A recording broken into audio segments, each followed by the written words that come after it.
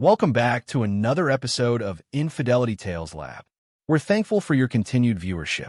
Before we begin, tell us, where in the world are you watching from? We love knowing our global reach. Now, let's dive into today's story. Chapter 1, The Collapse. The summer heat pressed down on Maxwell Reed as he finished repairing the custom motorcycle in his garage. At 42, Max had built Reed custom choppers from nothing into the most prestigious motorcycle shop in the Pacific Northwest. His calloused hands bore testament to decades of meticulous work, a stark contrast to the polished business facade he maintained for his high-end clientele. The phone rang, interrupting his concentration. "Mr. Reed?" An unfamiliar voice trembled on the other end. "This is Mercy General Hospital. Your wife has collapsed and been admitted to our ICU. You need to come immediately." Max's heart hammered against his ribs as he dropped everything, barely remembering to lock up before racing to his truck. 15 years of marriage to Adrienne flashed through his mind. Their whirlwind romance when she'd walked into his fledgling motorcycle shop, their lavish wedding that had nearly bankrupted him, the birth of their daughter Lily, now 14. The hospital's antiseptic smell assaulted him as he burst through the emergency doors. A nurse with tired eyes intercepted him. "Mr. Reed? I'm Nurse Patel. Your wife is stabilized but unconscious. The doctor is with her now. What happened?" "She was fine this morning." Max's voice cracked despite his attempt to maintain composure. "She appears to have suffered a severe allergic reaction, but we're still running tests." Nurse Patel hesitated. "There's something else. Please, bring your daughter here immediately." "Lily? She's at soccer practice. What does she have to do with this?" The nurse's expression grew guarded.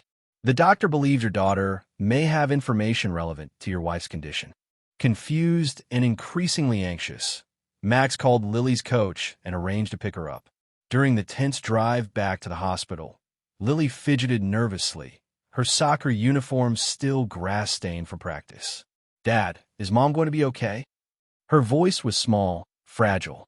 "The doctors are doing everything they can, Princess." Max squeezed her hand reassuringly, though dread pooled in his stomach. Upon their return, Nurse Patel led them to a small consultation room where Dr. Alvarez waited, his expression grave. "Mr. Reed, we've determined your wife experienced anaphylactic shock from peanut exposure. Her medical records show no previous allergies." Max frowned. "She doesn't have any allergies that I know of. That's why we asked for your daughter." Dr. Alvarez turned to Lily. "Honey, do you know if your mother takes any medications we should know about?" Lily's face crumpled, tears spilling down her cheeks. "She's not allergic to peanuts," she whispered. "She fakes it whenever Dad's around." The room fell silent as Max stared at his daughter. "What are you talking about?" "She eats peanut butter cups all the time with Uncle Brett when you're not home." Lily's voice trembled. But today she had a real reaction to something else. "Uncle Brett." Max's voice hardened. "You mean Brett Sawyer? My business partner?" Lily nodded, unable to meet her father's eyes. "He comes over a lot when you're away at bike shows." Dr. Alvarez cleared his throat. "Mr. Reed, we found traces of a prescription medication in your wife's system that interacted badly with something she consumed. Do you know if she takes any?" "No," Max said flatly. "I don't know anything about her medications." A cold realization spread through him as fragments of memory clicked into place. Adrienne's sudden headaches whenever he initiated intimacy, her insistence that he take Lily to her soccer games while she rested, the late-night texts she quickly hid when he entered the room. "Can I see her?" Max asked, his voice eerily calm. "She's regained consciousness, but is still groggy," Dr. Alvarez replied. "Room 412. Just for a few minutes." As they approached Adrienne's room, Max paused outside the door. Through the small window, he could see his wife lying pale against the hospital sheets, and Ford dripping steadily into her arm.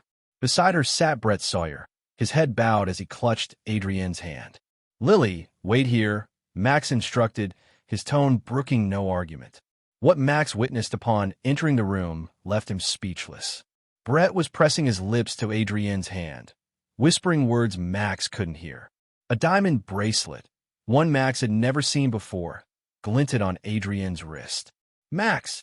Adrienne's eyes widened in shock as she hastily withdrew her hand from Brett's grasp. You're here. Brett stood awkwardly, his 6'3" frame dwarfing Max's more compact, muscular build. Hey man, I came as soon as I heard. I bet you did, Max replied, his voice dangerously soft. He turned to his wife. How long? Adrienne's makeup-free face paled further. What are you talking about? Don't. Max's single word sliced through the pretense. Lily told us about your fake peanut allergy. About Uncle Brett visiting when I'm gone. Brett stepped forward, hands raised placatingly. Look, Max, you've got the wrong idea. I'm talking to my wife. Max interrupted without looking at him. How long, Adrienne? Tears welled in Adrienne's eyes. Max, please, I can explain. I wasn't feeling well, and Brett was just checking on me. 3 years. Lily's voice came from the doorway. All heads turned to see her standing there, shoulders squared despite the tears streaming down her face. It's been going on for 3 years, Dad. Since I was 11. And in that moment, as Max looked from his daughter's devastated face to his wife's guilty one, something hardened inside him. The Max Reed who had rushed anxiously to the hospital for his collapsed wife disappeared, replaced by a man whose capacity for forgiveness had just run out. Chapter 2. The Awakening. The following week passed in a haze of controlled fury for Max. He moved through necessary motions, helping Adrienne return home from the hospital, maintaining a veneer of normalcy for Lily's sake, and continuing to run his business, all while his mind worked with cold precision. He installed cameras in their home under the guise of security concerns following Adrienne's medical emergency. He hired a private investigator named Veronica Quinn, a former customer whose aggressive Harley fat boy he'd customized 2 years prior. He documented every text, every call, every suspicious absence. Adrienne, perhaps sensing the shift in him, attempted reconciliation. Max, we need to talk about what happened, she said one evening as he mechanically prepared dinner for the three of them. It wasn't what it looked like. No. His knife came down hard on the cutting board, chopping carrots with surgical precision. Tell me what was then. Brett and I, we're just close friends. He's been helping me through some personal issues. Max's laugh held no humor. Personal issues that require him to give you diamond bracelets and kiss your hand. Personal issues that coincidentally occur whenever I'm out of town. Adrienne's face flushed. You're never home, Max. Always at some bike show, some custom job, some client meeting. Brett listens to me, understand what I need. Max set down the knife and turned to face her fully. What you need, he said quietly, is a better poker face. Lily's known for 3 years, Adrienne. Our daughter has been carrying that secret while you played happy family. Tears spilled down Adrienne's cheeks. I never meant to hurt her. Were you? It just happened, and then I didn't know how to stop it. That's the difference between us, Max replied, turning back to his chopping. I would have known how to stop it. I wouldn't have started it in the first place. Across town, Brett Sawyer's life continued as though the hospital confrontation had never occurred. He showed up at their shared business space daily, managing the books while Max built the bikes. He smiled and joked with customers, made calls to suppliers, and occasionally cast nervous glances at Max's impassive face. We should talk about this, Brett finally said on the 5th day, cornering Max in the workshop. Max continued adjusting the carburetor on a vintage Triumph. Nothing to talk about. Come on, man. 15 years of friendship has to count for something. Let me explain. 13 years of friendship, Max corrected without looking up. 2 years of betrayal. And you explained plenty when I caught you holding my wife's hand in the hospital. Brett ran a hand through his thinning hair. It's complicated. Adrienne and I, we didn't plan this. She was lonely, and I was going through my divorce. Max finally looked up, his eyes cold. My daughter knew for 3 years, Brett. 3 years of watching her mother lie to my face while you played uncle to her. Did either of you think about what that did to her? Brett had no answer. That night, Veronica Quinn delivered her first report. They meet at the Lakeside Motel every Tuesday and Thursday, usually around 2 p.m. He pays cash, but she's used her credit card at the cafe next door several times. She slid photographs across Max's desk. Adrienne and Brett entering the motel, kissing in his car, having lunch with their heads close together at a secluded restaurant. Max studied them impassively. Their text messages? Explicit. Veronica handed him a printout. He's promised to leave his new girlfriend for her once they figure out how to handle you. There's also this. She passed him another document. Brett's been systematically transferring small amounts from your business accounts to his personal one. About $200,000 over the past 3 years. Max nodded, unsurprised. And the other matter? Your daughter's been communicating with them both. It appears they've been trying to convince her not to tell you, promising she could live with them once they're together. Veronica hesitated. I don't normally get involved beyond facts, but the psychological manipulation of your kid is disturbing. Something dangerous flashed in Max's eyes. Thank you, Veronica. There will be a bonus in your final payment. After the PI left, Max sat alone in his home office, systematically organizing the evidence. Around midnight, a soft knock at the door interrupted his concentration. Dad! Lily stood hesitantly in the doorway, dressed in pajamas too childish for her 14 years. Can I talk to you? Max immediately set aside his work. Of course, princess. Always. Lily perched on the edge of the chair across from him, her eyes red-rimmed from crying. I have to tell you something, and you're going to hate me. I could never hate you, Max said firmly. Mom and Brett, they asked me to talk to you. Lily's voice wavered. They want me to convince you to give Mom a quick divorce. Brett says if you fight it, they'll take me away from you. Max's knuckles whitened as he gripped the arms of his chair. Did they now? Lily nodded miserably. They said they'd tell the court you're dangerous because of your motorcycle club connections, that you have a violent past.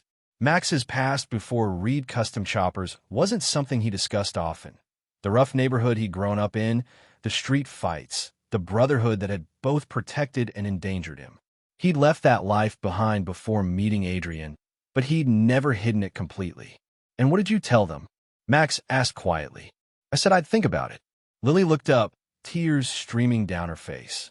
But I don't want to lose you, Dad. They're the liars, not you. Max came around the desk and knelt before his daughter, taking her small hands in his calloused ones.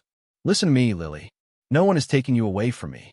No one is taking anything from us ever again. Do you understand? Lily nodded, searching his face. What are you going to do?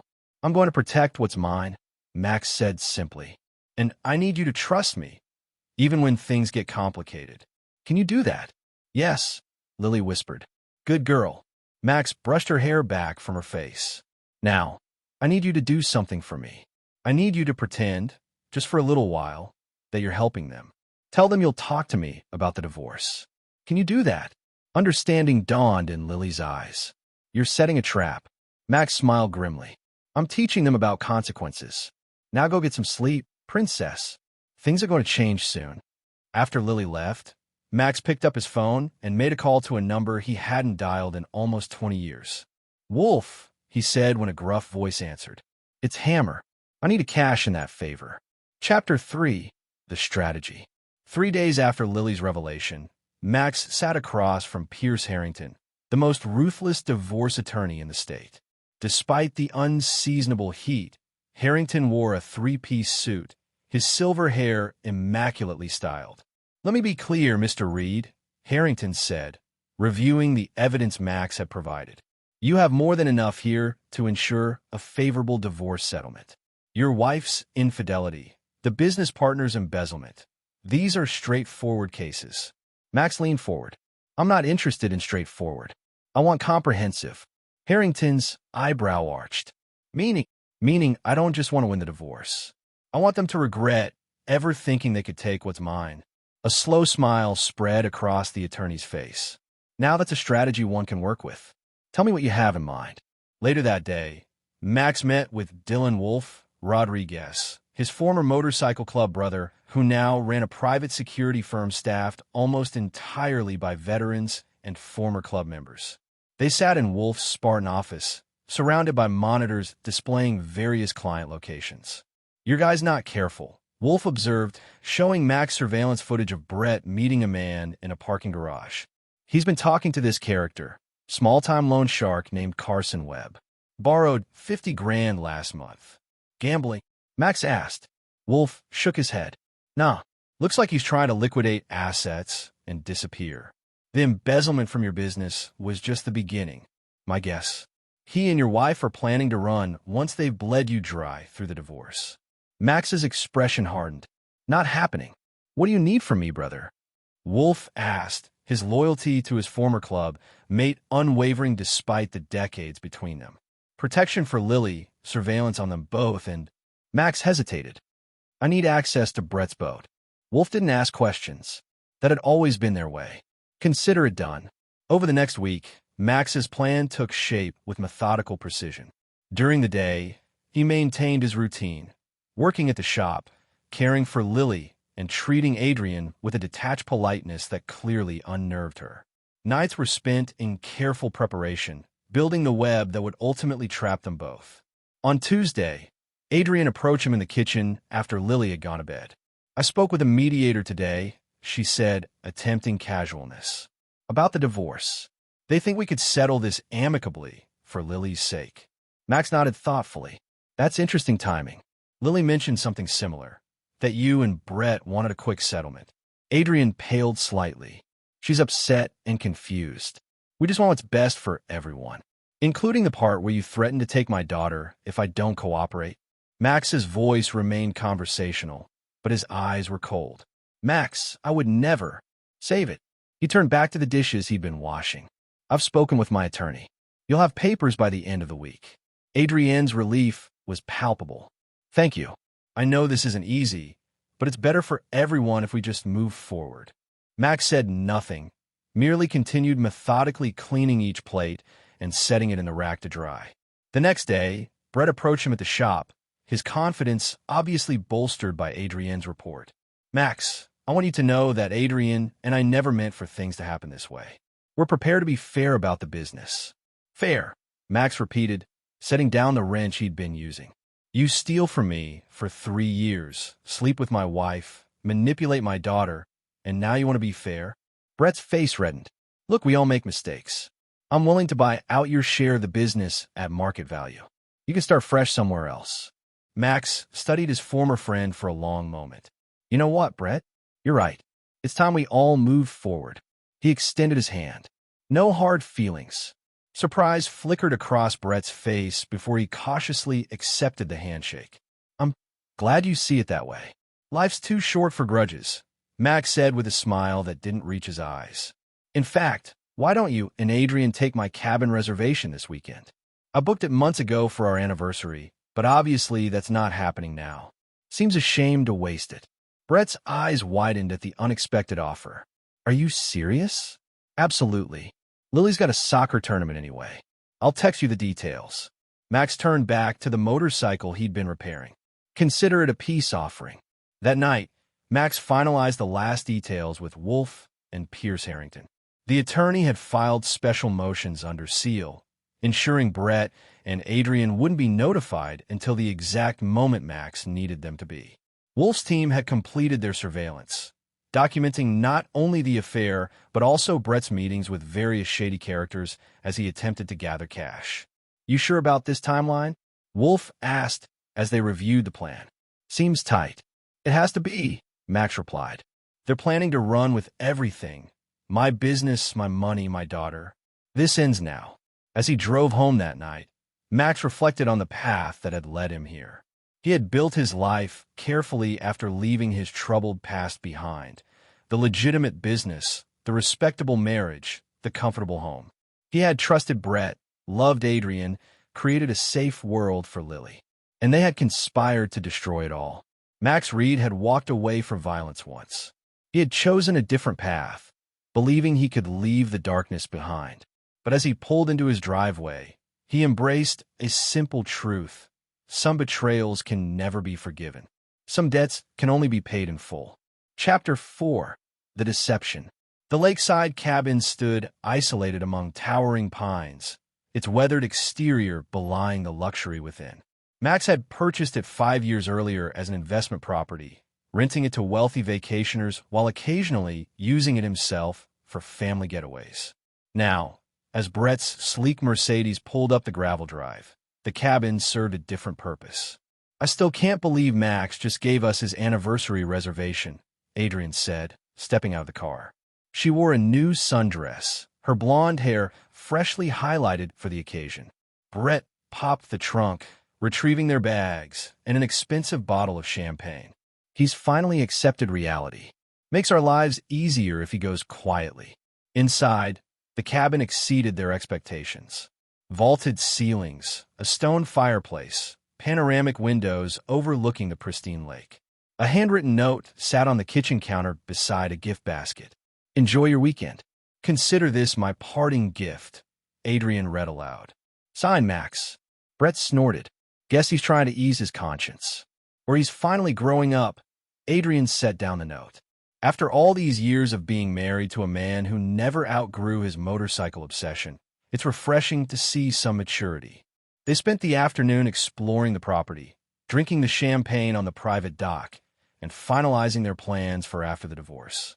By evening, they were celebrating in the master bedroom, unaware of the small camera hidden in the smoke detector, transmitting their every word and action to Max's secure server. Meanwhile, across town, Max executed the next phase of his plan. He entered Brett's waterfront condo using the key he'd obtained from Wolf's team. The luxury apartment, purchased with stolen company funds, overlooked the marina where Brett kept his prized 40-foot yacht, ironically named Loyalty. Max worked methodically, placing small devices in strategic locations throughout the condo.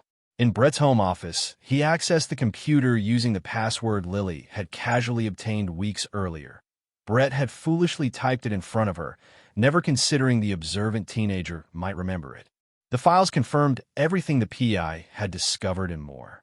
Brett had been systematically draining not just the business accounts, but also creating false invoices to suppliers who kicked back portions to his offshore accounts. He'd established shell companies to purchase properties, including the condo itself, hiding assets that should have been part of the business's portfolio. Most damning were the emails between Brett and Adrian, dating back 4 years, not 3 as Lily had thought. They detailed not just their affair, but their methodical plan to remove Max from both the business and his family. "Patience, baby," Brett had written 3 years earlier. "We need to build this slowly. Max trusts me with the finances completely. In time, we'll have everything. The business, the house, even Lily. He'll have nothing but his precious motorcycles." Max downloaded everything to a secure drive, then moved to his final task in the condo. From his bag, he removed several small packages and placed them carefully behind furniture, inside air vents, and beneath floorboards. Not explosives. Max wasn't interested in that kind of destruction, but something that would serve his purposes just as effectively. The next morning, while Brett and Adrian enjoyed their romantic getaway, Max met with Carson Webb, the loan shark Brett had been dealing with. They sat in Webb's gaudy office above a pawn shop, the loan shark's massive bodyguard hovering nearby.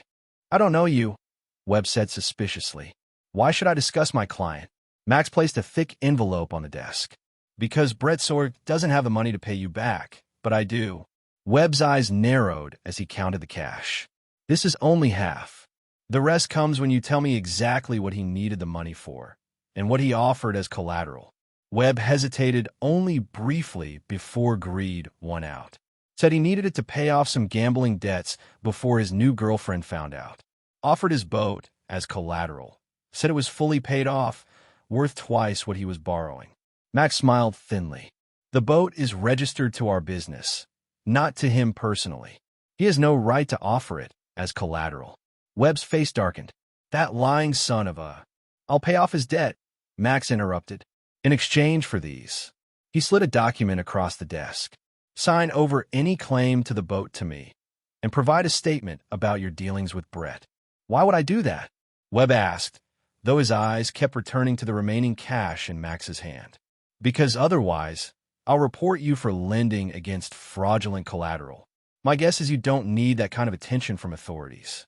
By the time Webb grudgingly signed the papers, Max had what he needed: proof that Brett had attempted to use company property as personal collateral for illegal loans. That afternoon, Max drove to the soccer fields where Lily's tournament was underway. He stood on the sidelines, cheering as she skillfully maneuvered past defenders to score a goal. When the game ended, she ran to him, flushed with victory. "Did you see that, Dad? Coach says I might make varsity next year." Max hugged her, cherishing the moment of normalcy. "You were amazing, princess." As they walked to his truck, Lily's excitement faded, replaced by concern. "Are they at the cabin?" "Yes. Everything's going according to plan. Mom texted me this morning," Lily said quietly. "She wants me to come live with them after the divorce. Says they can give me a more stable environment." Max's jaw tightened, but he kept his voice even. "And what did you tell her?" "That I'd think about it." Lily looked up at him. "That's what you told me to say, right? To make them think their plan is working?" "Exactly right." Max squeezed her shoulder, just for a little while longer. That evening, after ensuring Lily was safely staying with her best friend's family, Max drove to the marina. Brett's beloved yacht sat moored at its slip, gleaming white against the darkening sky. Using the key he'd had duplicated months earlier, Brett had carelessly left his keys unattended at the shop numerous times. Max boarded the vessel. He worked for several hours, making specific modifications to the boat systems. Not sabotage that would endanger lives, but changes that would serve his larger plan. When he finished, he placed an envelope in the boat's cabin containing copies of Brett's fraudulent loan documents, then departed as silently as he'd arrived. The final piece of his weekend work took place at Reed Custom Choppers. Max entered the shop after hours, heading straight for the office Brett had used for years. He accessed the company's financial records, implementing the changes his attorney had prepared. By morning, all trace of Brett's embezzlement would appear to have been discovered and reported to authorities, with timestamps dating back several months, as though Max had been building a case all along. As Sunday evening approached, Brett and Adrian packed their bags at the cabin, unaware that their romantic weekend had been meticulously observed and documented. They drove back to town, confident that their plans were proceeding smoothly, oblivious to the trap that was about to spring shut around them. Chapter 5. The Confrontation. Monday morning arrived with deceptive normalcy. Max opened the shop as usual, working on a custom chopper for a wealthy tech executive. Brett arrived an hour later, looking relaxed and sunburned from his weekend away. "Morning," Brett said casually. "Thanks again for the cabin. Adrian and I had a great time." "Glad to hear it," Max replied without looking up from his work. "Coffee's fresh." Brett helped himself to coffee, then headed to his office. 20 minutes later, the shout echoed through the building. "What the hell is this?" Max calmly set down his tools and followed the sound to Brett's office. His former friend stood behind his desk, face flushed with anger, staring at his computer screen. "Problem?" Max asked mildly. "My accounts are frozen. All of them." Brett jabbed at his keyboard. "And there's some kind of audit notification on the company's server." "What did you do?" Max leaned against the doorframe. "I didn't do anything. The automated security system flagged unusual transfers about 3 months ago. Been building a case ever since." Brett's expression shifted from anger to calculation. "Look, I can explain those transfers. It's a tax strategy one was implementing for the business. A tax strategy that moved company funds into your personal accounts and shell corporations." Max raised an eyebrow. "Interesting approach." "You're making a mistake," Brett warned. "I built this business with you. Without me handling the finances, you'll run it into the ground in 6 months."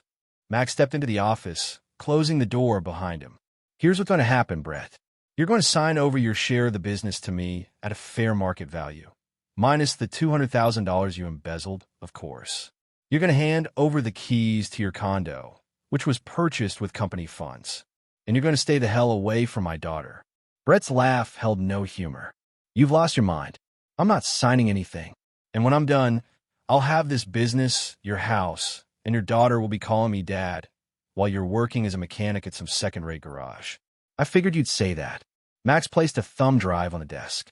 "This contains records of your embezzlement, copies of emails between you and Adrian dating back 4 years, and footage of you offering my boat, registered to the business, as collateral for an illegal loan."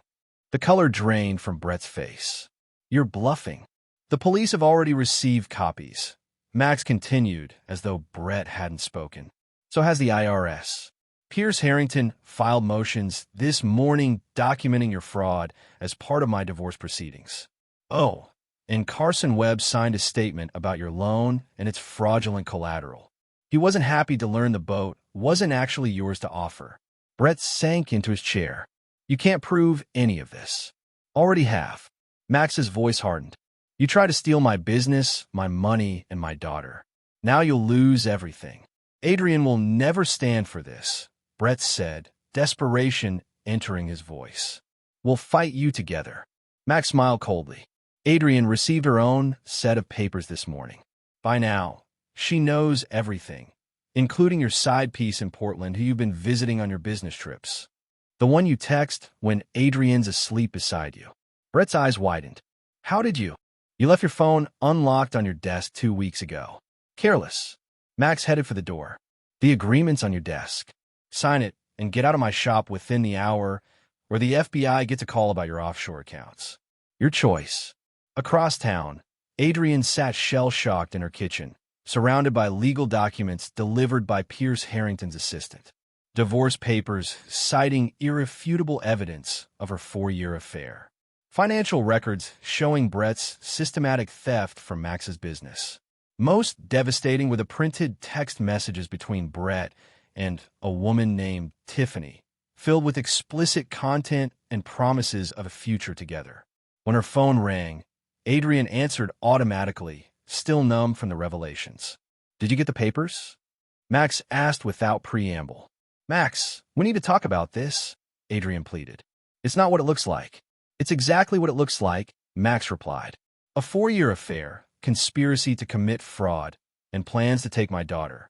The custody evaluation I requested shows emotional manipulation of a minor. No judge will grant you custody after that. Adrian began to cry. Please, Max, don't do this. We can work something out. Like you and Brett worked out? Planning to bleed me dry in the divorce while he drained the business. Max's voice remained eerily calm. The settlement offer is fair. You get enough to start over, but not the house, not primary custody, and certainly not half my business. Sign it today, or I press criminal charges for conspiracy to commit fraud. You wouldn't do that to Lily, Adrian whispered. She'd be devastated if her mother went to jail. She's already devastated by your betrayal, Max countered. But you're right. I'm thinking of her. That's why the offer includes a non-disclosure agreement. Sign it, and your boyfriend's crimes stay between us. Refuse, and everything becomes public record. After hanging up, Max returned to his work, methodically rebuilding a vintage engine while Brett cleared out his office. The other employees watched in confused silence as Brett carried boxes to his car, his face ashen. Just before noon, Brett placed a signed document on Max's workbench. You've ruined me, he said, his voice shaking with rage. I hope you're satisfied. Max glanced at the signature, then tucked the paper into his pocket. Get off my property. This isn't over, Brett warned. For your sake, it better be. Max turned back to his engine. I've only used a fraction of what I have on you. Push me, and you'll lose more than your condo and boat. That evening, Max picked up Lily from her friend's house, bringing her home to find Adrian packing suitcases in the master bedroom.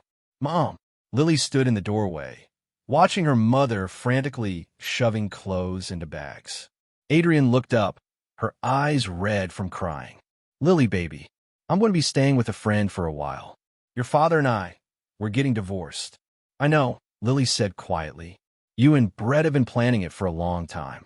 Adrian flinched. It's complicated, sweetheart. Adult relationships, sometimes. Save it. Max interrupted from behind Lily. She knows everything, Adrian. Has for years. Adrian sank onto the bed, her composure cracking. Lily, I know you're angry now, but someday you'll understand. I wasn't happy. I needed more than a faithful husband who built a successful business, so you could have everything you wanted. Max finished. Than a father who never missed a single one of her soccer games? Is that what you needed more than? You don't get to claim moral high ground. Adrian snapped, anger temporarily overriding her distress. You've destroyed Brett financially. His accounts are frozen, his condo's being repossessed. He has nothing. He tried to steal everything from me. Max replied evenly. Actions have consequences. Lily stepped forward, her young face set in lines of hurt and determination. You lied to me, Mom. For years. You and Brett made me keep your secret. Said it would hurt Dad too much if I told. Do you know what that did to me? Adrian reached for her daughter, but Lily stepped back. Baby, I never meant to hurt you. We were going to be a family, you, me, and Brett. I already had a family, Lily said, her voice breaking. And you broke it. Max placed a protective hand on Lily's shoulder. The settlement papers are on the kitchen counter. Your lawyer has reviewed them and advised you to sign. There's a cashier's check for the agreed amount. You have until morning to decide. As they turned to leave, Adrian called out, Max, you can't just erase 15 years of marriage. We build a life together. Max paused in the doorway. And you conspired with my business partner to tear it down. Be grateful I'm not pressing charges. That night, Max sat with Lily on their back porch, the stars emerging one by one above them. You okay, princess? He asked softly. Lily leaned against his shoulder. Not really, but I will be. She hesitated. Dad? What happens now? Now we rebuild, Max said simply. Just you and me. Will you ever forgive Mom and Brett? Max looked out at the darkened yard, at the life he'd built and almost lost. Some betrayals can't be forgiven, Lily. Some debts can only be paid in full. Inside the house, Adrian silently signed the divorce papers, accepting the terms that would remove her from Max and Lily's lives with clinical precision. By morning, she would be gone, taking only what the settlement allowed her, enough to start over, but not enough to ever forget what she had lost. Chapter 6. The Revelation. 2 weeks after Adrian moved out, Max entered Reed Custom Choppers to find an envelope on his workbench. Inside was a single key and a note in Brett's handwriting.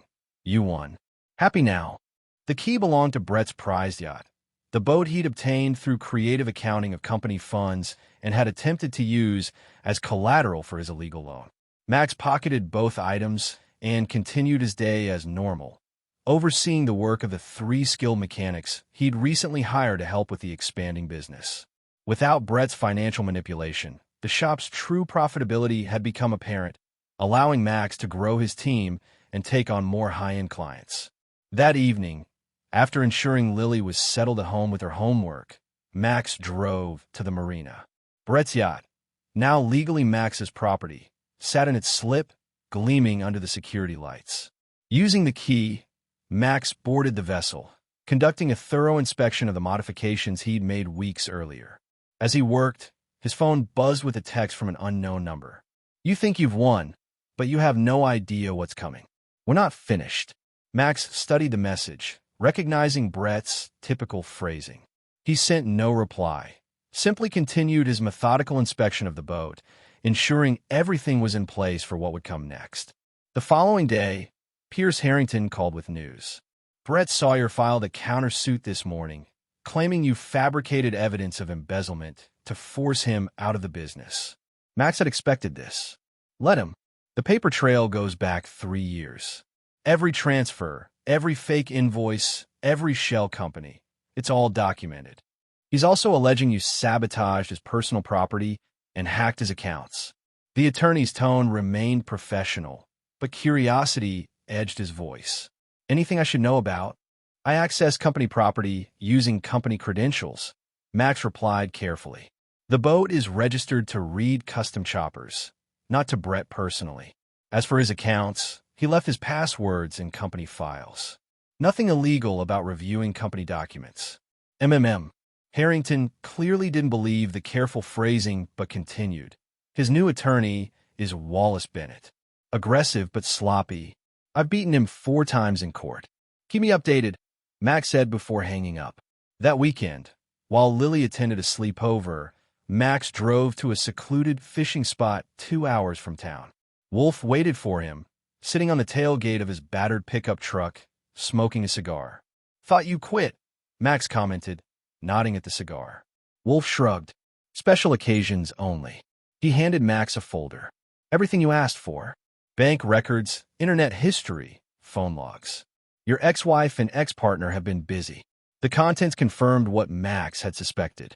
Despite the divorce settlement's non-disclosure agreement, Adrian and Brett had continued communicating, planning their counterattack. They'd contacted former business associates, spreading rumors about Max's unstable behavior and dangerous connections. Brett had attempted to access the company's client list, presumably to poach customers for a new venture. Most concerning were the messages regarding Lily. "We'll get her back," Brett had written. "My attorney says we can prove Max is an unfit parent. We just need to be patient."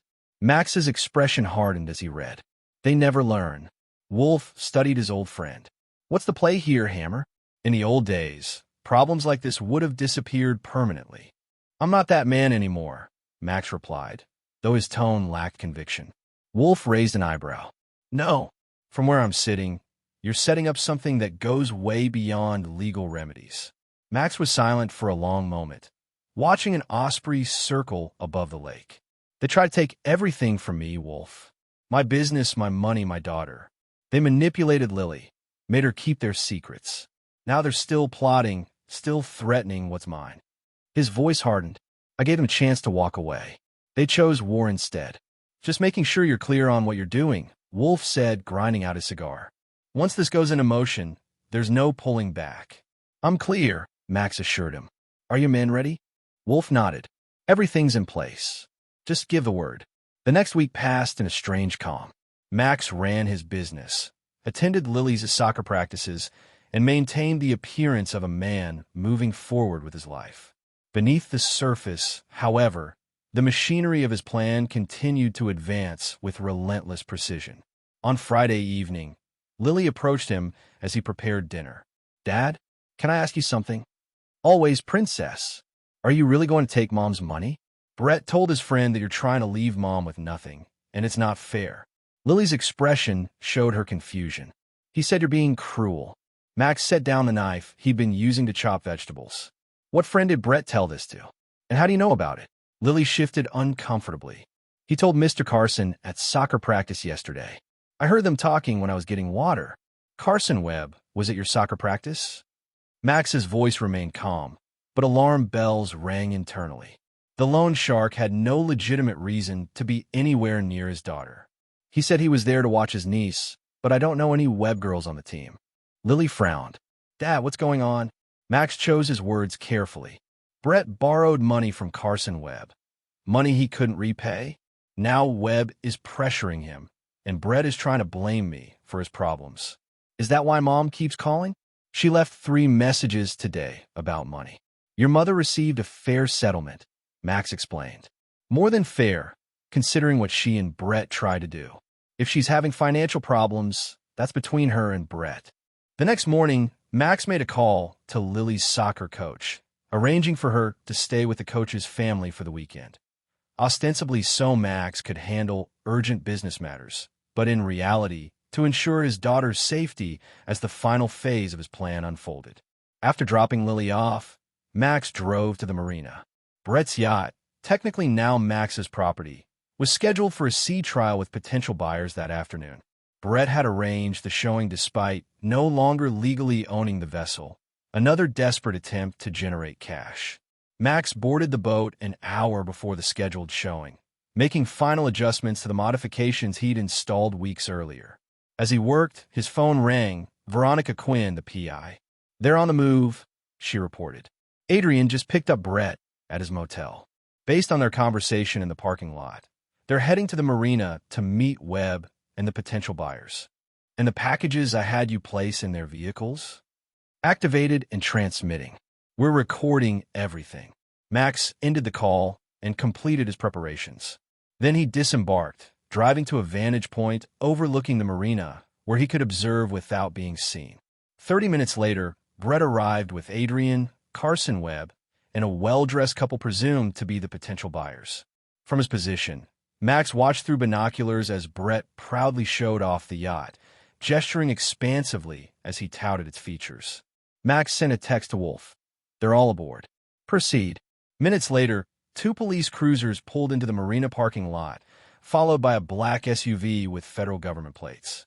Max watched as officers approached the dock, heading directly for Brett's yacht. Even from a distance, Max could see the panic on Brett's face as he spotted the approaching authorities. The potential buyers quickly disembarked, wanting no part of whatever was unfolding. Carson Webb attempted to leave as well, but was intercepted by officers on the dock. Max's phone rang. Pierce Harrington. Your anonymous tip paid off, the attorney said. Police found exactly what you said they would on the boat.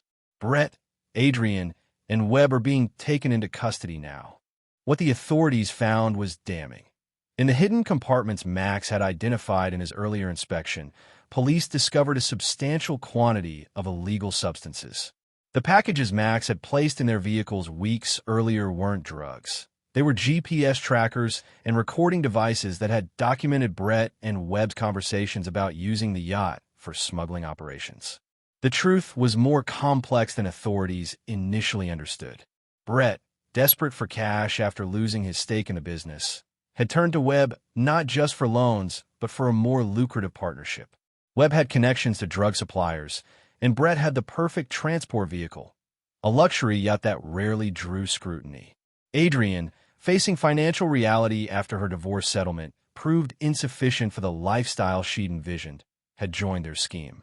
What none of them knew was that Max had discovered their plan weeks earlier through wolf surveillance, meticulously documented everything, and then strategically tipped off authorities at the perfect moment, after ensuring the evidence was irrefutable. As Max watched the police escort Brett, Adrian, and Webb off the yacht in handcuffs, he felt no triumph, no satisfaction, only a cold certainty that justice had been served. They had conspired to destroy him, to take his daughter, to dismantle everything he'd built. Now, they would face the consequences of their choices. Later that evening, Max sat alone on his back porch, nursing a whiskey as he contemplated the day's events. His phone buzzed with a text from Wolf. It's done. All three denied bail. Federal charges pending. You good? I'm good, Max replied simply. The cool night air carried the scent of approaching autumn. Max thought about Lily, safe at her coach's house, unaware that her mother had just been arrested. Tomorrow would bring difficult conversations, painful truths, and the beginning of a new chapter for both of them. But tonight, in the quiet darkness, Maxwell Reed allowed himself to acknowledge the man he had become, not the violent young hammer from his club days, but not the model citizen he'd pretended to be either. He was something in between, a man who protected what was his, who didn't start fights, but finished them definitively, who never forgave betrayal. Some might call it ruthlessness.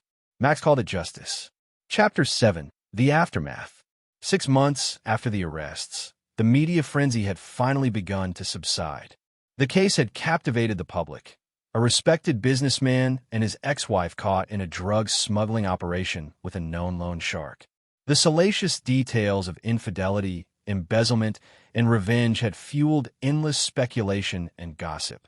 Max had successfully shielded Lily from the worst of it, transferring her to a private school where her mother's disgrace wouldn't follow her through the hallways. At 15, she showed remarkable resilience, though the mandatory counseling sessions revealed lingering trauma from years of being forced to keep her mother's secrets. On a crisp autumn morning, Max sat in Pierce Harrington's office, reviewing the latest developments in the case. Brett accepted a plea deal, Harrington reported, sliding a document across his desk. 15 years for drug trafficking, conspiracy, and fraud. In exchange for his testimony against web suppliers, they dropped some of the more serious charges. And Adrian? Max asked, his voice neutral. 10 years, eligible for parole in 7. Her attorney argued she was coerced by Brett and Webb, but the recordings from her PI proved she was an active participant. Harrington studied Max thoughtfully. The judge was particularly disturbed by the evidence that they planned to use Lily as leverage against you in the divorce. Max nodded. The judge hadn't been the only one disturbed by that revelation. It was the moment he'd decided mere financial ruin wasn't sufficient punishment for their betrayal. What about the civil suits? Max asked. All resolved in your favor. Brett's countersuits were dismissed when his criminal charges came to light. The business is entirely yours, free and clear. Harrington closed the file. You've won on every front, Mr. Reed. Completely and irrevocably. Yet victory felt hollow as Max drove to Reed Custom Choppers, which had expanded to a second location under his careful management. The shop floors bustled with activity, skilled mechanics working on custom bikes for wealthy clients across the country. Max's reputation for excellence had only grown since Brett's departure, ironically benefiting from the publicity surrounding the case. In his office, formerly Brett's domain, Max found a small package waiting on his desk. No return address, just his name written in an unfamiliar hand. Inside was a child's bracelet, crudely made of colored thread, with a note. Found this in her cell. Thought Lily might want it back. Officer Ramirez, County Detention Center. Max recognized the bracelet immediately. Lily had made it in summer camp when she was 10, giving it to Adrian, who had promised to wear it forever. Apparently, forever had ended somewhere between the divorce and the drug trafficking scheme. That evening, Max showed the bracelet to Lily as they ate dinner. This came today. You can throw it away if you want. Lily examined the faded threads, her expression unreadable. I remember making this. Mom acted like it was the most precious thing ever. She set it down carefully. Did she send it? A guard found it in her cell, Max explained. Thought you might want it back. Lily was quiet for a long moment. Do you ever miss her?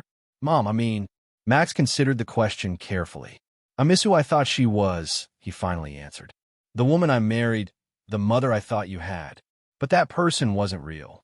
Dr. Brennan says I need to separate my feelings about what Mom did from my feelings about Mom herself, Lily said, referencing her therapist. But I don't know how to do that.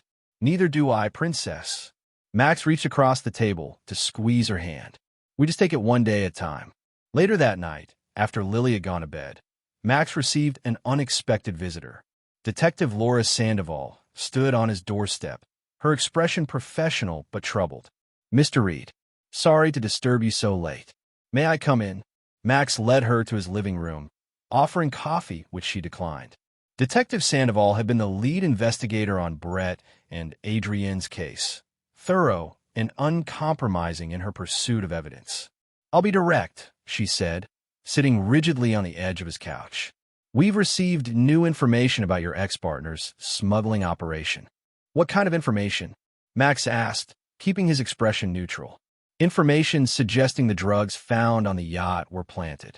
Her sharp eyes never left his face. Brett Sawyer is claiming you set him up. Max met her gaze steadily. Brett's facing 15 years in federal prison. He's desperate. Perhaps. She opened her notebook. But certain aspects of the case have always troubled me. The timing of your anonymous tip. The perfectly documented evidence. The recording devices in their vehicles that you just happen to have installed through your private investigator. I was documenting their conspiracy to defraud me, Max replied calmly. When I discovered their other activities, I reported it, as any citizen should. Detective Sandoval studied him for a long moment. Mr. Reed, I've been a detective for 17 years. I've learned to recognize patterns. The evidence against your ex-wife and partner was comprehensive, meticulous, almost too perfect. Are you accusing me of something, detective? I'm observing that a man with your background might know how to orchestrate certain outcomes. She closed her notebook. Your former association with the Phantom Riders Motorcycle Club gave you connections that most people don't have. Max's expression hardened slightly. That was 20 years ago. I left that life behind. Did you? Detective Sandoval stood. Or did you just become more sophisticated in how you handle your enemies? She moved toward the door, then paused. For what it's worth, I think they deserved what they got. Using your daughter as a pawn in their schemes. She shook her head in disgust. But vigilante justice is still outside the law, Mr. Reed. After she left, Max poured himself a whiskey, contemplating her warning. He wasn't worried. The evidence he'd planted was untraceable. The recordings legitimate, even if selectively edited. Detective Sandoval might have suspicions, but suspicions weren't proof. His phone rang. Wolf. We've got a problem, his old friend said without preamble. Webb's talking to the feds, offering information in exchange for a reduced sentence. What kind of information? Max asked, though he already suspected the answer. He's claiming the whole operation was your idea. That you set up Brett and Adrian to take the fall while you handled the distribution side. Wolf's voice was grim. It's bullshit, but he's got a federal prosecutor listening. Let him talk. Max said after a moment's thought. His word against mine, and I've got recordings proving otherwise. It's more complicated than that, Wolf warned. Webb claims he has evidence you accessed the boat before the bust. Says you're the one who planted the drugs. For the first time since his plan had been set in motion, Max felt a flicker of concern. He had indeed accessed the boat, multiple times, though he'd been careful to avoid security cameras and witnesses. He's bluffing, Max said with more confidence than he felt. Let me know if anything develops. The next day, Max received a call from an unexpected source, Adrienne's sister, Patricia, who had never approved of their marriage. I hope you're satisfied, Patricia said without greeting. My sister will spend the next decade in prison because of you. Your sister is in prison because she conspired to traffic drugs and steal my business, Max corrected coldly. You really expect me to believe that? Patricia's voice dripped with scorn. Adrienne never touched drugs in her life. This has your fingerprints all over it, Max. Everyone knows you set them up. Everyone being you and Brett's mother? Max asked sarcastically. Being anyone who knows what you're capable of, Patricia shot back. The prosecutors may have bought your innocent act, but I know better. You couldn't stand that Adrienne found happiness with someone else, so you destroyed them both. After ending the call, Max drove to Reed Custom Choppers, burying himself in work to avoid dwelling on Patricia's accusations. He was applying a custom paint job to a vintage Harley when his attorney called again. Webb made his deal, Harrington reported grimly. In exchange for information about his suppliers, he's getting a reduced sentence. But there's more. He's also provided a statement implicating you in planting evidence. Max set down his paint gun. Can they prove anything? Not yet, but the federal prosecutor has requested a review of the case. Detective Sandoval is reopening her investigation. Keep me posted, Max said before hanging up. That evening, as Max helped Lily with her algebra homework, his mind kept returning to the developing threat. He'd been meticulous in his planning, careful to leave no traceable evidence of his involvement. But if Webb truly had something concrete? Dad, are you listening? Lily's voice broke through his thoughts. Sorry, princess. Distracted by work stuff. Max refocused on the equation before her. So you need to isolate the variable by moving everything else to the opposite side. Lily studied him skeptically. Is everything okay? You seem worried. Max considered lying, then thought better of it. Lily had endured enough deception. There might be some new developments in your mother's case. Nothing for you to worry about. Is she trying to get out of prison? Lily asked, her voice small. No, nothing like that. Just some legal complications. Max squeezed her shoulder reassuringly. Everything's going to be fine. But as the days passed, the situation grew increasingly precarious. Detective Sandoval obtained warrants to search Max's home and business, confiscating his computers and phones. The federal prosecutor interviewed Wolf and several other former Phantom Riders, seeking connections between Max and known drug suppliers. Pierce Harrington called with disturbing news. They've obtained marina security footage showing someone who matches your description boarding the yacht 3 days before the arrest. The face isn't clear, but the build and clothing are similar. Max had been certain that camera was non-functional. It had shown no indicator light when he'd checked. A critical oversight in his otherwise perfect plan. It's circumstantial, Max replied, projecting confidence he no longer felt. Thousands of people match that description. Perhaps, but combined with Webb's testimony and the detective's suspicions, it's concerning. Harrington's voice grew serious. Max, if there's anything you haven't told me, now would be the time. 2 days later, Detective Sandoval returned with another warrant, this time for Max's arrest. He was charged with evidence tampering, perjury, and conspiracy to distribute controlled substances. Max Reed, you have the right to remain silent, Sandoval recited as she handcuffed him in front of his shocked employees. Anything you say can and will be used against you in a court of law. The following weeks were a nightmare. Max was released on bail, but placed under house arrest with an ankle monitor. Lily went to stay with Wolf's sister, a dental hygienist with no criminal connections who lived in a respectable neighborhood across town. Pierce Harrington worked tirelessly, challenging the prosecution's evidence and Webb's credibility. The security footage is grainy at best, he argued during a preliminary hearing. And Carson Webb is a convicted loan shark facing decades in prison. He'd say anything to reduce his sentence.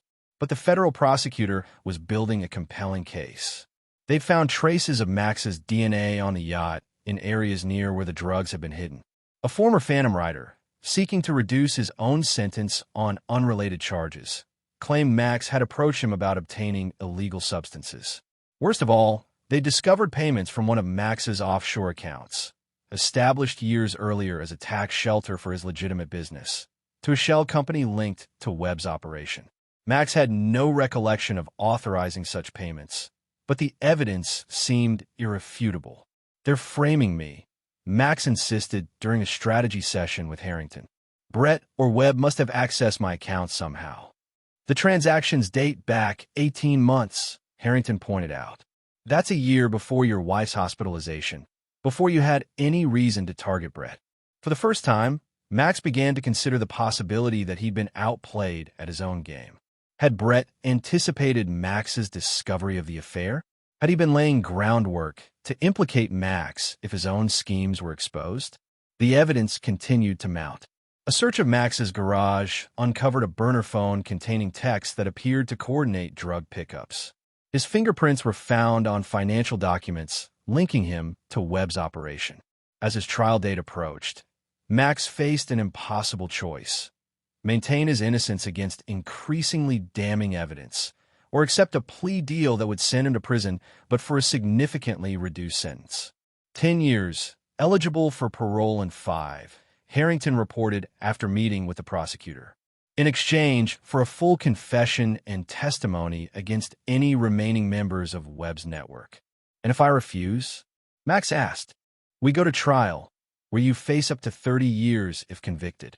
Harrington's expression was grim. "The evidence is substantial, Max. I can't in good conscience tell you we have a strong chance of winning."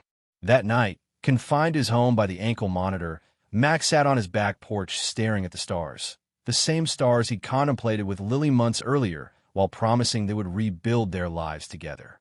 Now he faced the prospect of watching her grow up through prison visitation rooms, becoming a distant figure in her life rather than the father she deserved. His phone rang, a number he didn't recognize. "Listen carefully," a familiar voice said. "This is Nurse Patel from Mercy General." Max frowned in confusion. "The nurse from when Adrian was hospitalized?"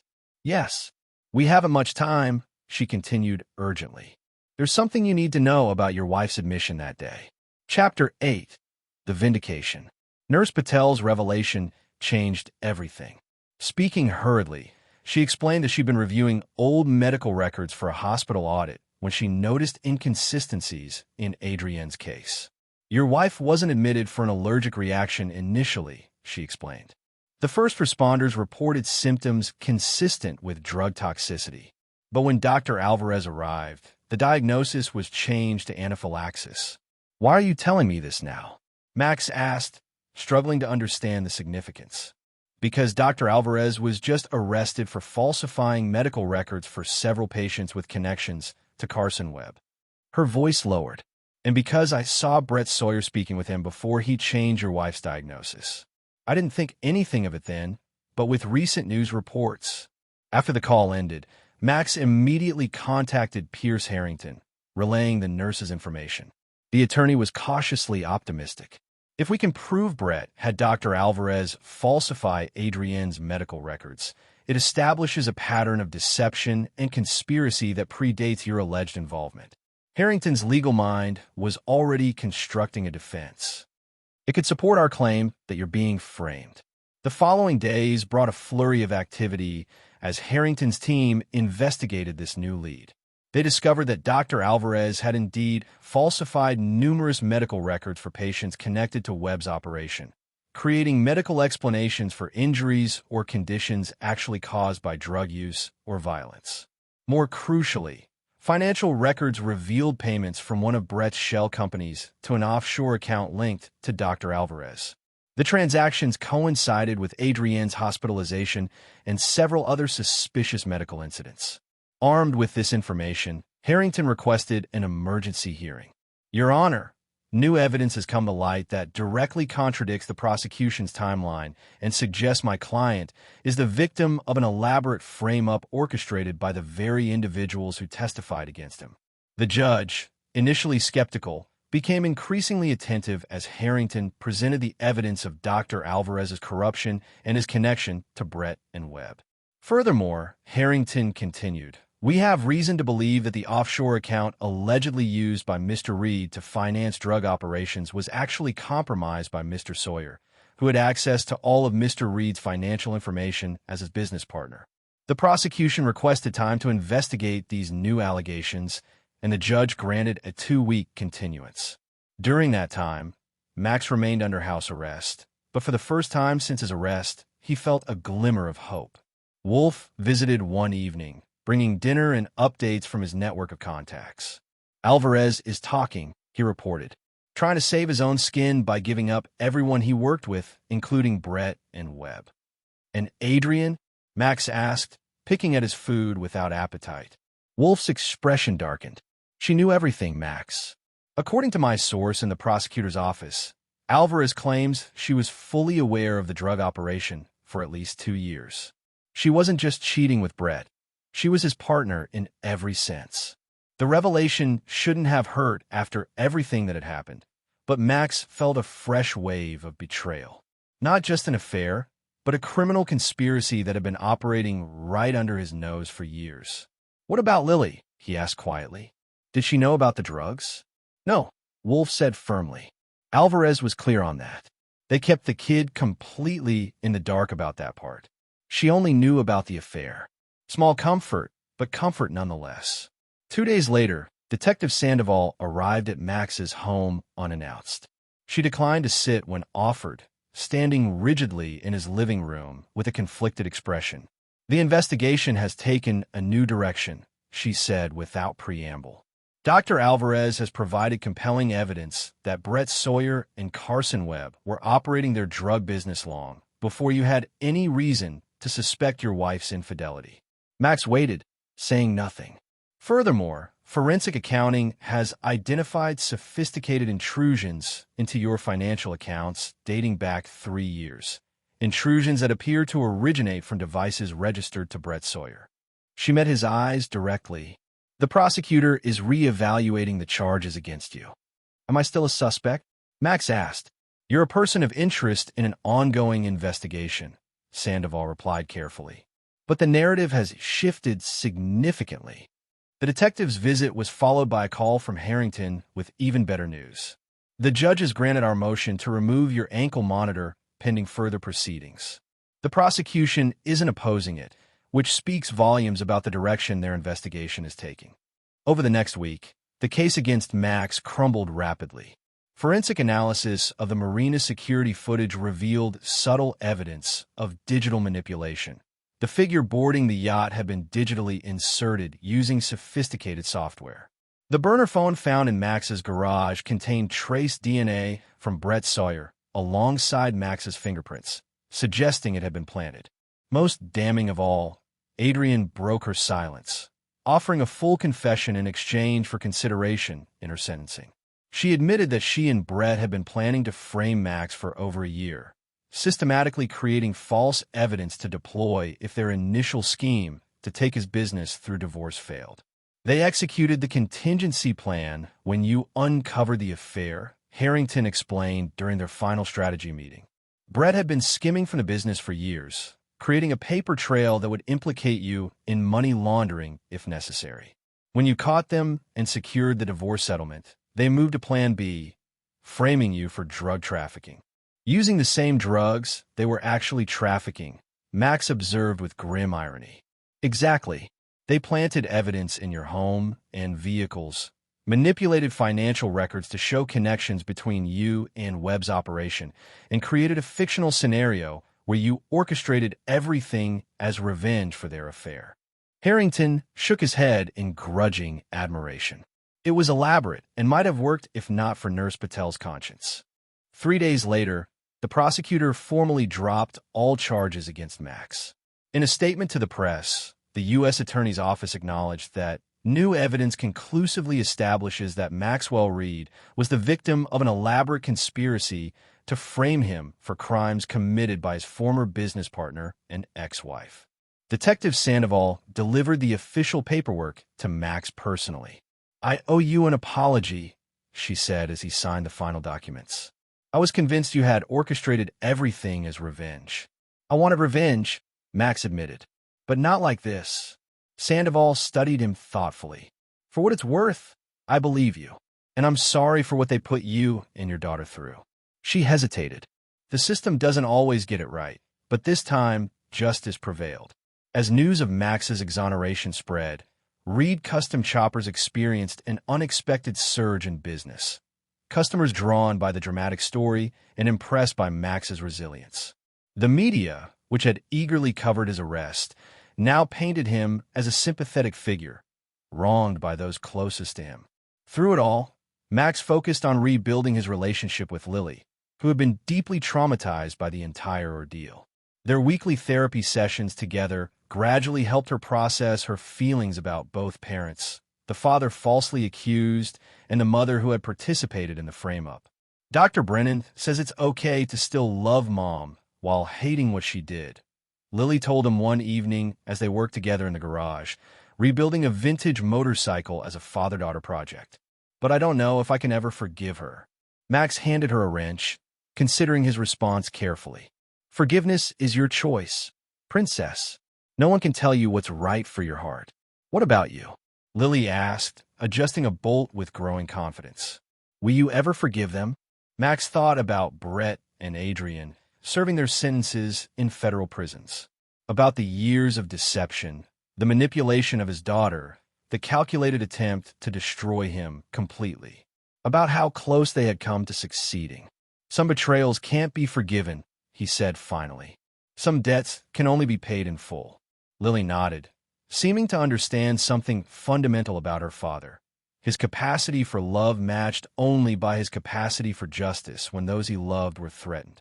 As they continued working on the motorcycle, Max felt a sense of peace that had eluded him since the day Nurse Patel had stopped him in the hospital corridor. The truth had finally emerged. Justice, in its imperfect way, had been served. And most importantly, he and Lily were rebuilding their lives together, stronger for having weathered the storm. Chapter 9. The Reckoning. 1 year after the charges against him were dropped, Max stood at the window of his expanded workshop, watching as 5 skilled mechanics worked on custom motorcycles for clients across the country. Reed Custom Choppers had not merely survived the scandal but thrived, becoming the premier custom motorcycle builder in the western United States. Pierce Harrington entered through the private door, carrying a leather portfolio. "Sorry I'm late. Court ran long." "No problem." Max led him to his office, a modern space that bore no resemblance to Brett's former domain. "What's the update?" Harrington opened the portfolio, revealing legal documents. Brett's appeal was denied. The federal appeals court upheld his 20-year sentence. Following Dr. Alvarez's testimony and additional evidence uncovered during the investigation, Brett's sentence had been significantly increased. As for Adrian, her cooperation earned her a reduced sentence, but she's still looking at 8 years, minimum. Max nodded, feeling neither satisfaction nor regret, only a cool finality. And Webb, 15 years. His previous record worked against him, despite his cooperation. Harrington hesitated.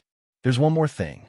Brett's mother is moving forward with her lawsuit against you for malicious prosecution and intentional infliction of emotional distress." Max had expected this. Carol Sawyer had been vocally proclaiming her son's innocence despite overwhelming evidence, insisting that Max had somehow manipulated the justice system to frame Brett. "It's frivolous," Harrington continued. "She has no standing, no evidence, and frankly, no reputable attorney would take the case. She's filing pro se." "Let her file," Max said dismissively. "She needs someone to blame." After Harrington left, Max drove to Lily's school for her soccer championship game. At 16, she had developed into a formidable midfielder, attracting attention from college scouts despite her young age. Max watched proudly from the stands as she skillfully maneuvered past defenders, setting up the winning goal in the final minutes. "Did you see that assist?" Lily asked excitedly as they walked to his truck after the game, her team medal gleaming around her neck. "Perfect timing," Max confirmed, slinging his arm around her shoulders. Those college scouts were impressed. Lily's smile faltered slightly. "Dad, Mom wrote me another letter. She wants me to visit her." Max kept his expression neutral. Since her incarceration, Adrian had made numerous attempts to maintain contact with Lily. Letters, phone calls, requests for visits. Max had left the decision entirely to Lily, supporting her choice either way. "What do you want to do?" he asked. Lily sighed. "I don't know. Part of me wants to see her, to ask her why she did it all. But another part." She trailed off, struggling with emotions no teenager should have to navigate. "You don't have to decide today," Max assured her. "Or ever, if that's what feels right." That evening, as they celebrated Lily's victory with dinner at her favorite restaurant, Max received a text from Wolf. "Heads up, Brett made contact." Max's body tensed, but he maintained his casual demeanor as he excused himself to return the call in private. "What kind of contact?" he asked without preamble when Wolf answered. "Letter sent to your home address. My guy at the federal facility intercepted it during mail screening." Wolf's voice was grim. "It's disturbing, Hammer. Detailed threats against you and Lily. References to people on the outside who will settle the score." Max's jaw tightened. "Forward me a copy. And increase security on Lily immediately." "Already done. Kirsten's on her way to the restaurant now. We'll follow you both home. I've also alerted Sandoval. She may want to open a new investigation." After returning to the table, Max maintained a cheerful facade for Lily's benefit, but his mind was calculating potential threats and necessary countermeasures. Brett's connections weren't extensive, but he was desperate and had nothing to lose. A dangerous combination. Later that night, after ensuring Lily was safely asleep with Wolf's most trusted operative monitoring the house, Max reviewed the intercepted letter.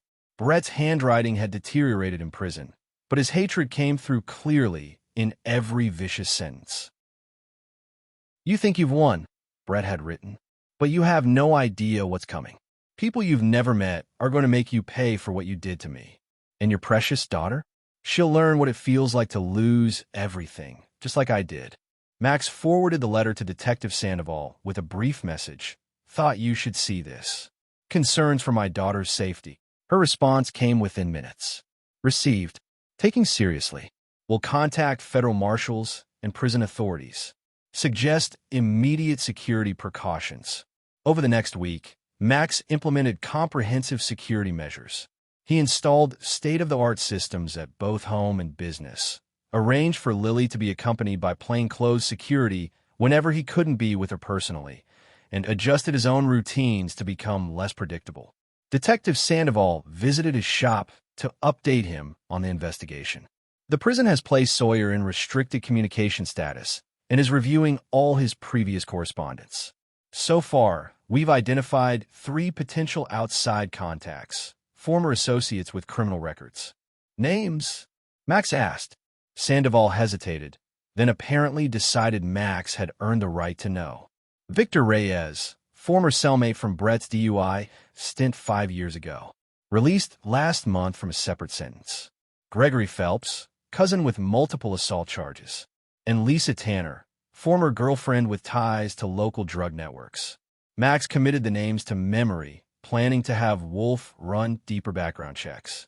"Any active threats?" "Nothing concrete yet, but we're monitoring. I've also assigned a patrol to your neighborhood and requested additional surveillance on your business." 2 days later, Max received another call from Wolf. "We've got movement." Reyes and Phelps were spotted meeting at a bar downtown. My guy couldn't get close enough to hear the conversation, but they seemed agitated, kept looking at something on a phone. "Lily's schedule," Max guessed. "Or mine. Probably. I've got people watching them, but they're being careful." The waiting was the hardest part. Knowing threats were circulating, but unable to confront them directly. Max found himself returning to old habits from his Phantom Riders days, varying his routes, checking for surveillance, keeping his back to walls in public places. The first direct attempt came 3 weeks after Brett's letter. Max was working late at the shop when the security system alerted him to movement at the rear entrance. The cameras showed a figure in dark clothing attempting to disable the alarm panel. Max contacted Wolf rather than police, knowing his friend's team could respond faster and more decisively. Within minutes, two of Wolf's operatives had the intruder, Victor Reyes, zip-tied on the floor while Max watched him passively. "Brett sends his regards," Reyes spat, blood trickling from his split lip where he'd resisted capture. "I'm sure he does," Max replied evenly. "What was the plan here, Victor? Break in and do what exactly?" Reyes glared but said nothing. "Let me guess," Max continued. "Start a fire? Plant something illegal? Maybe rough me up a bit." He crouched down to meet Reyes's eyes. Brett's not very creative with his revenge scenarios. When police arrived, Max provided security footage showing Reyes's break-in attempt. Detective Sandoval personally took his statement, her expression grim. "This is escalating faster than we anticipated," she observed. "Reyes has only been out of prison for 6 weeks. For him to risk returning on an attempted burglary charge, Brett must have promised him something substantial," Max concluded. The incident with Reyes proved to be just the beginning. Over the next 2 months, Max dealt with multiple threats. A suspicious package delivered to his home, safely detonated by the bomb squad, revealing no explosives but a threatening message. An attempted cyber attack on his business servers, and most alarmingly, a man following Lily after soccer practice until her security detail intervened. Through it all, Max maintained a calm exterior for his daughter's benefit, though the strain began to show in the new lines around his eyes, the increased vigilance in his movements. Lily, perceptive as always, noticed the changes. "This isn't going to stop, is it?" she asked one evening as they sat in their living room, the TV on but unwatched. "Brett's going to keep coming after us." Max considered lying, then discarded the idea. "Not forever, but for now, yes, he's trying to hurt us from prison." Lily was quiet for a moment. "Maybe I should visit Mom after all. Ask her to talk to him, make him stop." "Absolutely not," Max said firmly. "We're not putting you anywhere near either of them." "But if it would help." "It wouldn't," Max interrupted. "Brett isn't doing this because of anything you could change, Princess. He's doing it because he's facing 20 years in prison while we're rebuilding our lives. Our happiness is his torture." The turning point came unexpectedly. Max was meeting with a client at the shop when Wolf called with urgent news. "Gregory Phelps just tried to access Lily's school using a fake ID," Wolf reported, his voice tight with controlled fury. "My operative intercepted him in the parking lot. He had a knife, Max, and a burner phone with Lily's class schedule." Something cold and implacable settled in Max's chest. Every line he'd drawn, every moral boundary he'd established since leaving his troubled past behind, suddenly seemed irrelevant in the face of this direct threat to his daughter. "Where is he now?" Max asked, his voice dangerously soft. "Secure location. Police haven't been notified yet." Wolf recognized the tone in his old friend's voice. "What do you want to do?" "I'll be there in 20 minutes. Max ended the call and turned to his client.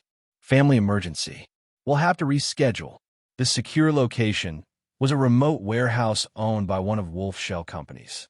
Phelps sat handcuffed to a metal chair, his face already showing evidence of rough handling by Wolf's men. He looked up defiantly as Max entered. "You're making a big mistake," Phelps growled. "I've got rights." "Not here you don't," Max replied calmly, pulling up a chair to sit facing him. "Now, I'm going to ask you some simple questions, and you're going to give me honest answers. How you feel afterward depends entirely on those answers." What followed was not an interrogation Max would ever recount to Lily or admit to Detective Sandoval. But it yielded critical information. Brett had established a network of outside contacts before his arrest, creating insurance policies to be activated if he ever went to prison. These included offshore accounts accessible to certain associates, blackmail material on former clients, and detailed plans for retribution against specific targets, with Max and Lily at the top of the list. Most crucially, Phelps revealed that Brett had been communicating with his network through coded messages passed via his mother during prison visits. Carol Sawyer, consumed by belief in her son's innocence, had become the unwitting conduit for his revenge plans. Armed with this information, Max implemented the final phase of his response. First, he provided carefully edited intelligence to Detective Sandoval, enough to justify a raid on Carol Sawyer's home that uncovered written instructions from Brett and lists of potential targets. Next, working through Pierce Harrington, he filed for and received a permanent restraining order against Carol Sawyer, legally barring her from any contact with Max or Lily and from coming within 500 feet of their home, business, or Lily's school. Finally, and most decisively, Max reached out to contacts in the federal prison system, former clients who owed him favors. Within days, Brett was transferred to a maximum security facility in Colorado, placed under the highest level of communication restrictions, and assigned to a cell block housing inmates with whom he had significant conflict from his previous criminal activities. He'll spend the rest of his sentence in protective isolation, Wolf reported after confirming the transfer. No visitors except approved attorneys, no phone privileges, mail read and censored. For all practical purposes, he's disappeared. 3 months later, life had settled into a new normal. The threats against Max and Lily had ceased entirely. Detective Sandoval reported that all of Brett's known associates had either been arrested or had fled the state. Adrian, aware of the consequences Brett had faced, had ceased all attempts to contact Lily. On a crisp autumn evening, Max and Lily sat on their back porch, much as they had the night he'd learned of Adrian's betrayal. Lily, now approaching 17, had grown taller, her face showing the first signs of the woman she would become. "I got an early acceptance letter today," she announced. "Full soccer scholarship to Washington State." "That's incredible, princess." Max's pride was evident in his voice. "We should celebrate." Lily smiled, but her expression turned thoughtful. "Dad, can I ask you something important?" "Anything. Are we safe now?" "Really safe?" She met his eyes directly. "I need to know the truth." Max considered his answer carefully. "Yes," he said finally. "Brett can't hurt us anymore. Neither can your mother. The people they enlisted have either been dealt with or have given up. We're safe." Lily nodded, seeming to accept his assessment. "Good, because I want to move forward without always looking over my shoulder." "That's exactly what we're going to do," Max assured her. Later that night, after Lily had gone to bed, Max received a final update from Wolf. "It's done. All traces of Brett's network have been eliminated. Your security can be scaled back to normal levels." "Thank you," Max said simply, knowing Wolf would understand the depth of gratitude contained in those 2 words. "One more thing," Wolf added. "Webb died in prison yesterday. Inmate altercation, according to the official report." Max absorbed this information without comment. He hadn't ordered such an outcome, but he couldn't deny the sense of completion it provided. The circle was closed. The debt paid in full. The next morning, Max stood in his expanded workshop, surrounded by the business he'd built, protected, and ultimately saved. Through the window, he could see Lily heading to her car, soccer bag slung over her shoulder, future bright before her. Some might call him ruthless for the measures he'd taken to protect what was his. Others might question the moral lines he'd crossed when threatened. But looking at his daughter, safe, thriving, moving forward, Maxwell Reed felt no regret, no doubt, no hesitation. Some betrayals cannot be forgiven. Some debts can only be paid in full.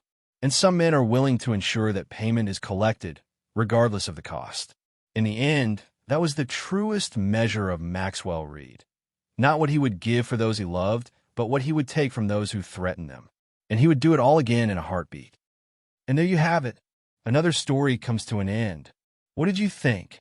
I'd love to hear your thoughts in the comments below. If you enjoy this story, consider joining our community by subscribing. It means the world to us. For more stories like this one, check out the recommended videos on screen. And I'll see you there.